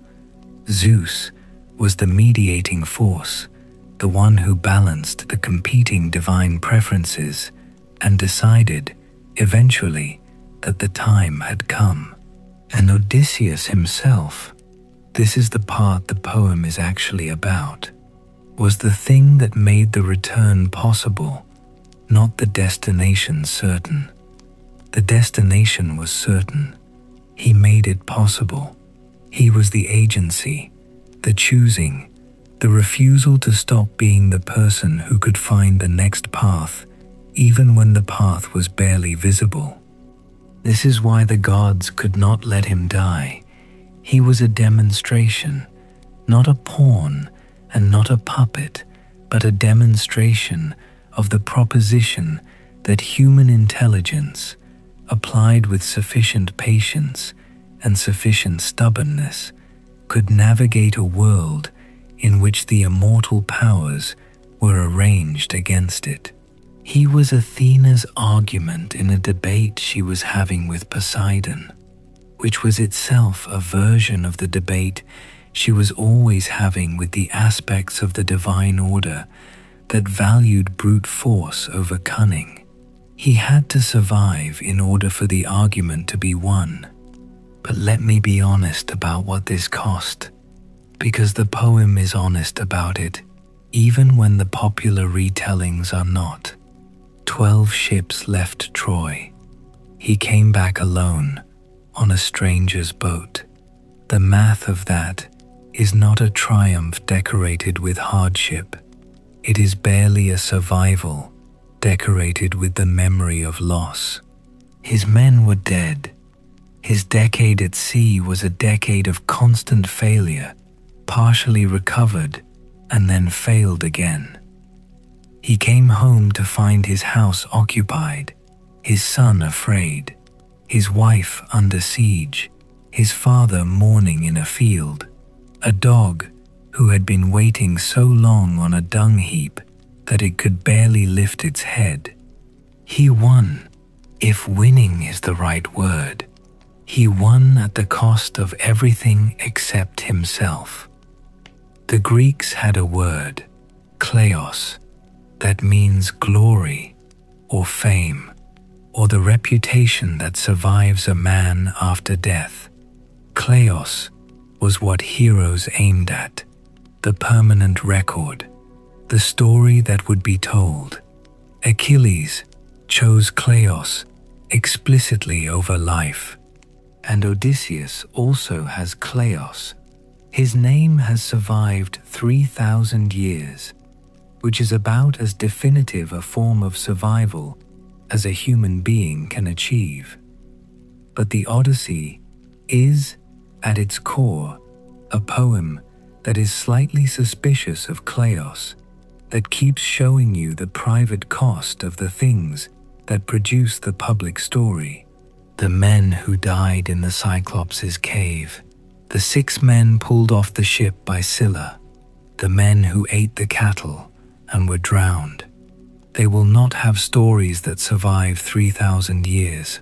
They will have death at sea, in someone else's epic, the supporting cast of a journey that was not their journey. Odysseus knew this. He sat on Calypso's rocks and looked west and wept. And what he was weeping for was not just Ithaca and Penelope and the life he had left. He was weeping for all the things the story required. He was the man the gods refused to let die, and he was surrounded by the graves of everyone else. Memory is what survives. Mnemosyne, who was Titan and mother of the Muses, who was memory before memory had a name. Her children were the ones who kept the record, and they kept it imperfectly and selectively, as memory always does, emphasizing the victories and the clever moments and the divine encounters, and sometimes, in the quieter passages, pausing long enough to let you see the cost. Homer, whichever Homer this was, whatever accumulation of oral tradition solidified into the 2 epics, was working with materials that had been passed down through generations, shaped by each generation's needs, and what survived was the version that a culture needed to tell itself, which is not the same as a lie. It is something more complicated. The story is true in the ways that matter. It is selective in the ways that all survival is selective. Odysseus, as a figure, survived because he was the answer to a question that every generation asks. The question is something like, what do you do when the world is larger than you, when the gods are against you, when the journey is longer than you planned and the cost is higher than you were told? What do you do when cleverness is not enough and strength is not enough and the prophecies are accurate but useless because they tell you where you're going without telling you how much it will break you on the way? His answer, if you can call it an answer, was, you keep going. You make the speech that holds your men together. You tie yourself to the mast. You do not open the bag of winds. You look at the cattle of Helios, and you keep your hands in your pockets, and you stare at the horizon, and you keep going. And when you are alone, and the raft is gone, and you are in the water, you swim. You swim because the alternative is not surviving. And whatever the cost of surviving, the cost of not surviving is final. This is not a comfortable philosophy. It is not the philosophy of peace. It is the philosophy of a man who has decided that the life he has chosen is worth the price of continuing to choose it, even when the choosing is all that is left. He chose Penelope over Calypso. He chose Ithaca over immortality. He chose, over and over, the particular human arrangement of a bounded life over the divine arrangement of a boundless one.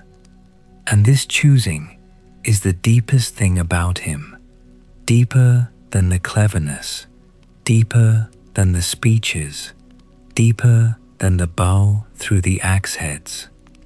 He was a man who wanted to go home. That is what the gods could not kill. That is what Poseidon's storms and Scylla's heads and the whirlpool and the 10-year war and the 7-year captivity could not reduce to nothing.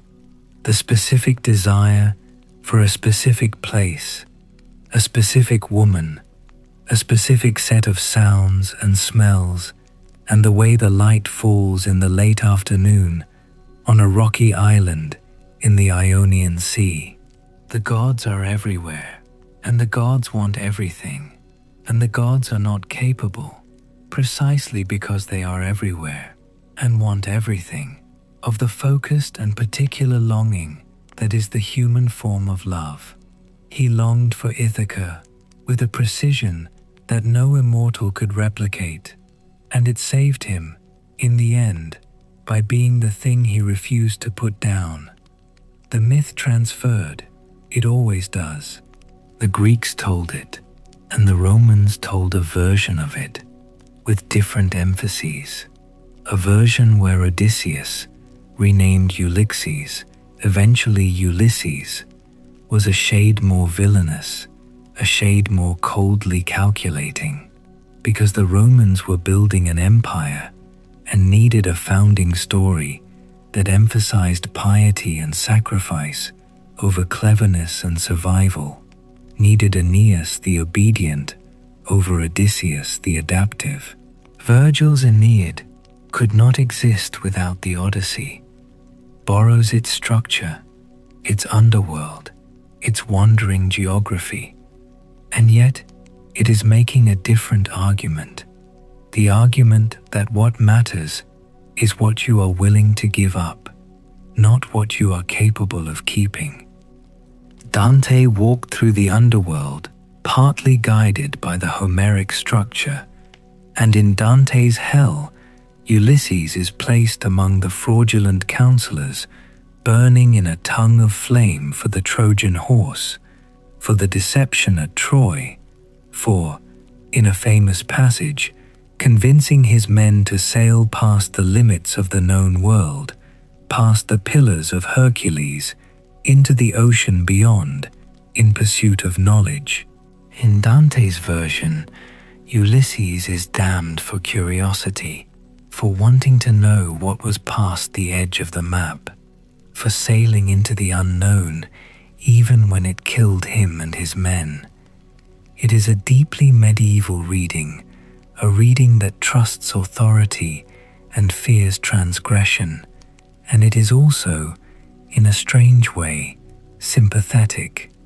Ulysses, who burns in Dante's Hell, is magnificent in the speech he gives his men before they sail into the forbidden ocean, is magnificent the way that all of Dante's damned, who knew what they were doing, are magnificent, and Dante the Pilgrim is clearly moved by this, clearly wrestling with the pull of the transgression even as he is guided past it. Joyce set it in a single day in Dublin. Leopold Bloom walks through Dublin on June 16, 1904, and everything that happened to Odysseus over 20 years is compressed into a single ordinary day. The Cyclops is a xenophobic drinker in a pub. The sirens are barmaids in a hotel. The underworld is a cemetery and a funeral. Joyce's argument is that the heroic journey does not require monsters or gods, that an ordinary man moving through an ordinary city, doing ordinary things with a full and attentive consciousness, is as fully on the hero's journey as Odysseus in the wine-dark sea. Bloom is unheroic by every classical standard. He is cuckolded, he is middle-aged, he is Jewish in an anti-Semitic city, he is tender and anxious and domestic, and he does not fight anyone. And yet by the end of the day he is home, in a way that matters, in the only way that matters, which is the way of return after loss, of reunion after estrangement, of two people in a bed who have complicated histories with each other and who are, in some imperfect and resilient sense, home. Derek Walcott rewrote it as the history of a Caribbean island and its people, as the Omeros, that is itself a homeward journey, a reckoning with loss and diaspora, and the question of what home means when the home you were taken from is no longer accessible. In Walcott's version, the wound is the wound of colonialism. The wound is the middle passage.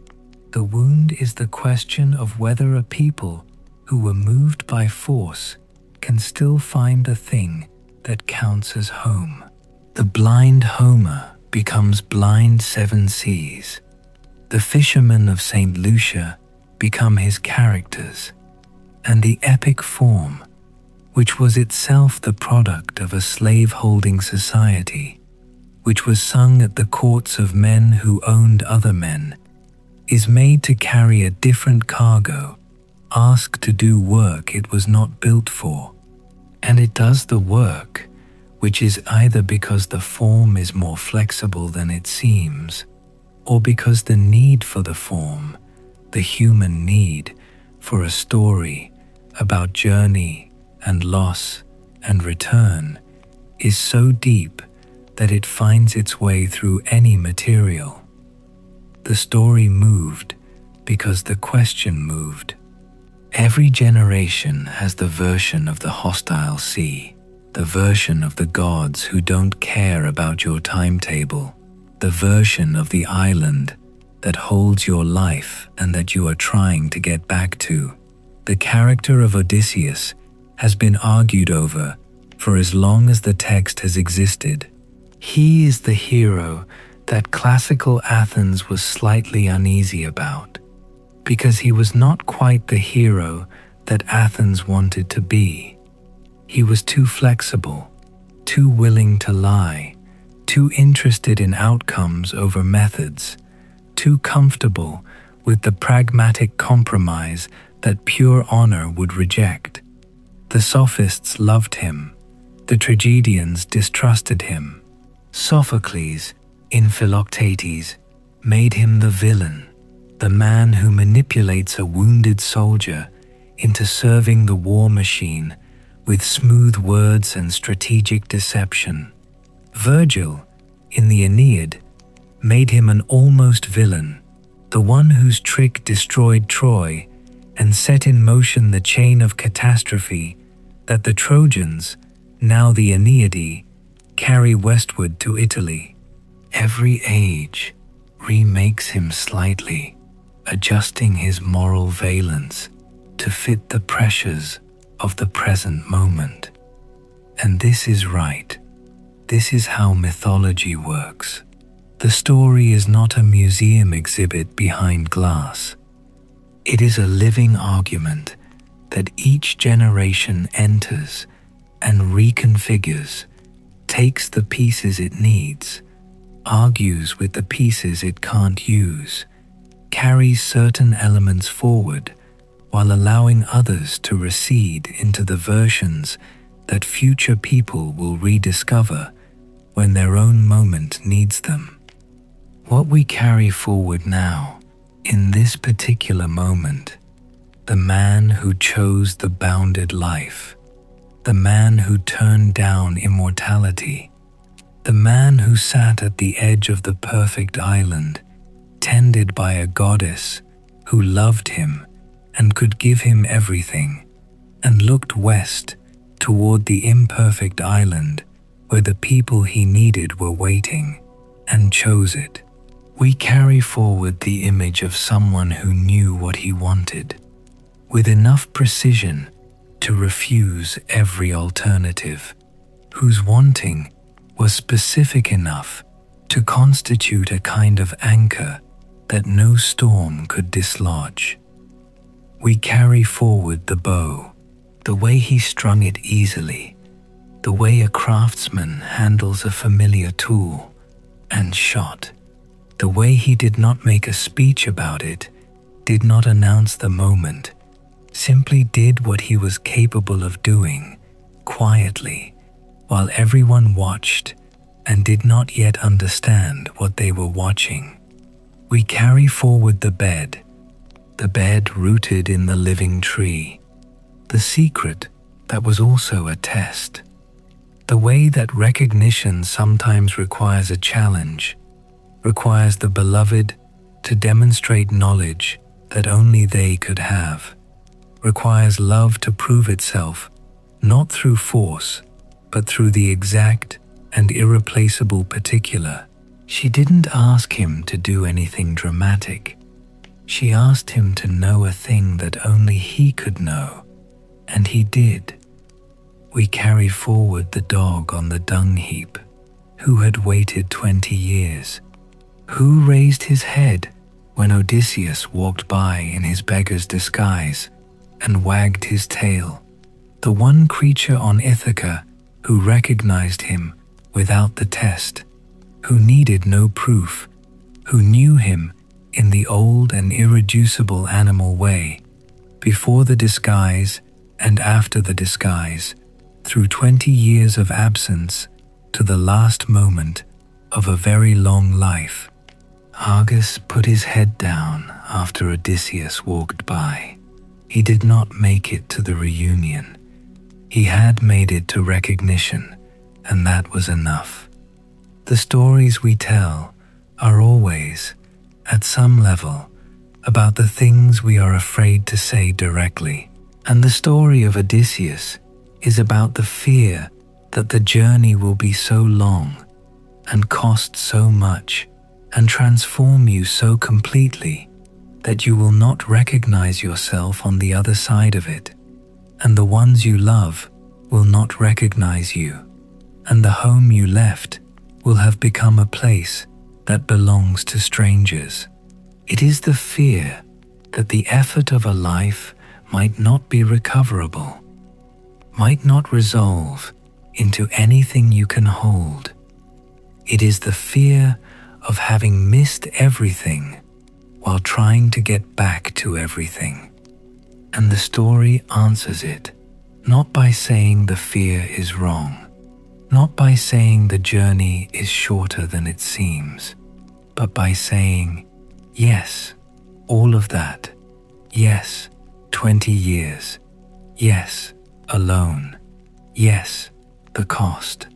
And also, home. Also, the bed rooted in the tree. Also, the night they kept talking while the gods held back the dawn. Also, the particular light of a rocky island in the Ionian Sea in the late afternoon, and the specific smell of it, and the person you left waiting, and the boy who grew up to be someone you could be proud of, and the dog who remembered you after everything.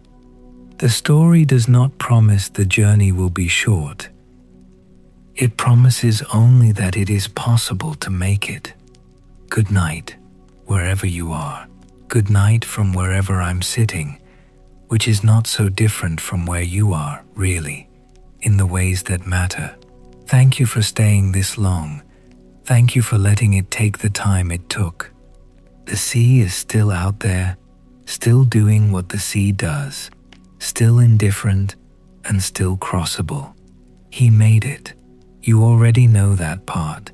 He made it, and the knowledge that he made it is the thing the story was always for. Sleep well. We'll talk again.